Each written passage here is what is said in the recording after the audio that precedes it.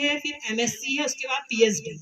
अगर आप अच्छे सब्जेक्ट से, जैसे माइक्रोबायोलॉजी है, इसमें अगर आप एक मेडिकल माइक्रोबायोलॉजी भी सब्जेक्ट आता है, उसमें अगर आप बीएससी करते हैं, उसके बाद एमएससी करते हैं, फिर नेट क्वालिफाई कर लेते हैं या उसके बाद पीएचडी कर लेते हैं, तो आप जानते होंगे कि पीएचडी किए हुए के आगे भी डॉक्टर, वो भी एक डॉक्टर की उपाधि।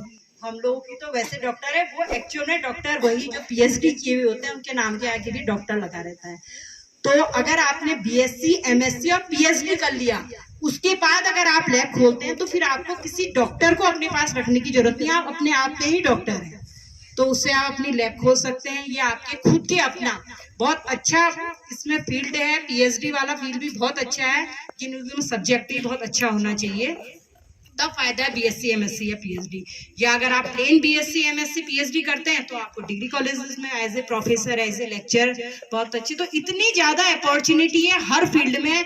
पढ़ लिखने के बाद आपको हमेशा, चाहे आप यहाँ से इंटर करके जाते हैं, तो कोई ना कोई ऐसा वोकेशनल सब्जेक्ट आपके पास होना चाहिए जिससे आप अपने पैरों पर खड़े हो सके। शिक्षा को मात्र एक इंटर पास करना या बीए करना, या हमको लड़कियों के दिमाग में ये नहीं होना चाहिए कि हम लोगों ने इंटर कर लिया या हम लोगों ने बीए कर लिया, उसके बाद हमारी अच्छी जगह शादी हो जाएगी। शादी को तो आप सेकेंडरी मानिए, है ना। जब तक आप लोग इंडिपेंडेंट, खासकर मैं गर्ल्स के लिए स्पेशली कहना चाहूंगी, शादी ये मत समझिए, क्योंकि यहाँ पर मैंने बहुत ही ज्यादा ऐसी कंडीशन देखी है गांव में कि लड़कियों को सिर्फ हाई स्कूल करा दिया, इंटर करा दिया, उसके बाद सीधे वो लोग शादी के बारे में सोचने लगते हैं। तो ये आप लोगों का अपना ये होना चाहिए कि आप घर वालों से कहिए, जब तक हम लोग इंडिपेंडेंट नहीं होंगे। क्योंकि देखिए, लाइफ में गर्ल्स को इतना ज्यादा स्ट्रगल करना होता है लाइफ में, तो उसके लिए इंडिपेंडेंट होना बहुत जरूरी होता है। अगर आप खुद एजुकेटेड होंगे, खुद इंडिपेंडेंट होंगे, तो कल के दिन आपको अपने हस्बैंड पर डिपेंड नहीं रहना पड़ेगा। आप अपने बच्चे की हर ख्वाहिश खुद पूरी कर सकते हैं, है ना। तो और उनको अच्छे से पढ़ा सकते हैं। तो इंडिपेंडेंट होना गर्ल्स के लिए बहुत ही ज्यादा जरूरी है। इसलिए अपनी लाइफ का एम ये मत बनाइए कि हम पढ़ लेंगे तो हमारी अच्छी जगह, अच्छे नौकरी वाले लड़के से शादी हो जाएगी। तो पहले अगर आप इंडिपेंडेंट हैं, तो आपके लिए रिश्तों की कोई कमी नहीं रहेगी लाइफ में। तो मेरा स्पेशली गर्ल्स से कहना जरूरी है कि पहले इंडिपेंडेंट होइए, उसके बाद और इसके अलावा जितने भी यहाँ पर जितने फील्ड में भी आप जाएंगे, उसमें मेहनत बहुत ज़्यादा जरूरी है। अगर आप मेहनत करते हैं, टाइम अच्छे से देते हैं किसी भी फील्ड में जाने के लिए, तो सक्सेस आपको जरूर मिलेगी। ये मैं आपसे अपनी तरफ से कह रही हूँ, अपने अनुभव से कह रही हूँ। तो इसलिए मेरा सब बच्चों से ये है, मेहनत करिए खूब। जितना आपके टीचर्स आपको पढ़ाते हैं यहाँ पर, उसको बहुत थॉरोली स्टडी करिए। और 9th से ही किसी भी फील्ड में जाना चाहते हैं, 9th से ही आप लोग तैयारी शुरू करिए। तो उसके बाद इंटर के बाद आपको कोई भी फील्ड में जाने से कोई प्रॉब्लम नहीं होगी आगे। Thank you. 15 साल तो मुझे जॉब करते हुए हो गया है। 5 साल पहले मैं उधम सिंह नगर में थी, और उसके बाद 10 वर्षों से मैं यहाँ पर हूँ। तो मेरा बच्चों से यही कहना है, आप चाहे लाइफ में कोई भी फील्ड चूज करिए, सबसे पहले तो आपकी दृढ़ इच्छा शक्ति होनी चाहिए। जरूर है, यहाँ पर मैंने देखा अभी सर ने, इससे पहले भी कोई मुकेश अंबानी बनना चाहता है, बन सकते हैं, बिल्कुल बन सकते हैं। उन्होंने भी वही 24 आवर यूज करके बाद मुकेश अंबानी बने हैं, वही 24 आवर यूज करके टाटा बिरला बने हैं।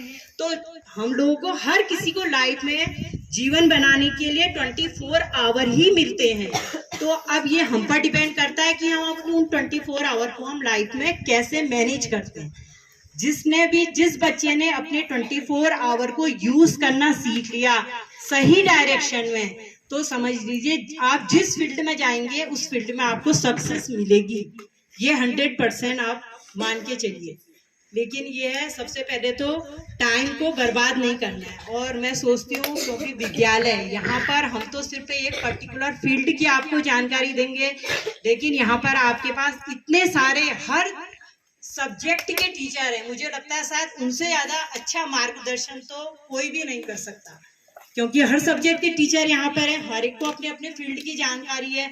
तो इनसे ज़्यादा नॉलेज तो मुझे नहीं लगता कि हम लोग आपको दे पाएंगे। हम आपको, मैं मेडिकल फील्ड में हूँ तो मेडिकल की दे सकती हूँ, जो इंजीनियर्स हैं वो इंजीनियर एक फील्ड में दे सकते हैं, लेकिन जो आपके गुरुजन आपको दे सकते हैं। तो मेरा कहना तो यह है कि अगर आप उनके जो कुछ भी वो आपको बताते हैं, उसको आप अगर स्ट्रांगली अपनी लाइफ में फॉलो कर लें, तो आपको किसी भी फील्ड में सक्सेस होने से कोई भी नहीं रोक सकता।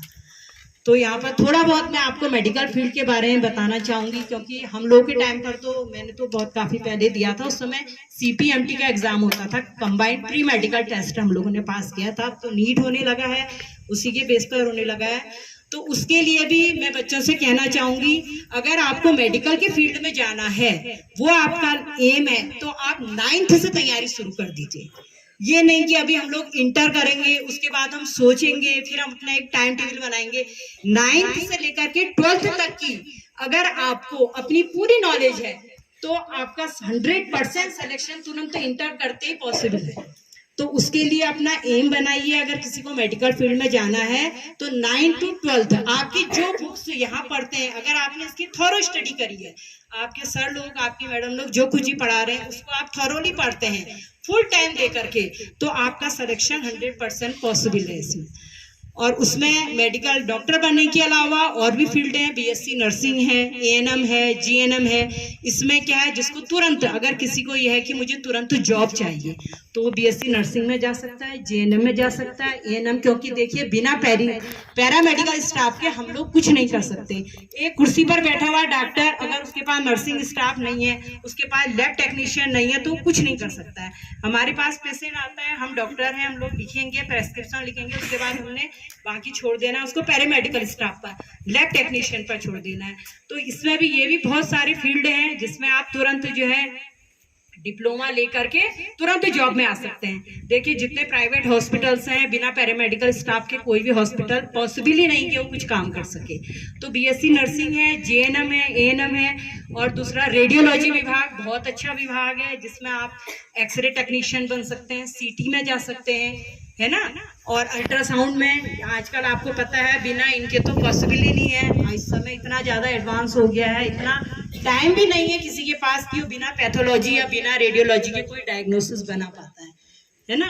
और उसके बाद अगर आप और अच्छा, अगर पढ़ने में बहुत अच्छे हैं, तो उसके बाद फिर आप नीट की तैयारी कर सकते हैं। ये तो BSc नर्सिंग, GNM, ANM ये है, तो आप डिप्लोमा लें, उसके बाद जो है तुरंत आपको जॉब मिलनी है पक्की, अगर जिसको सीधे पैसा कमाना है।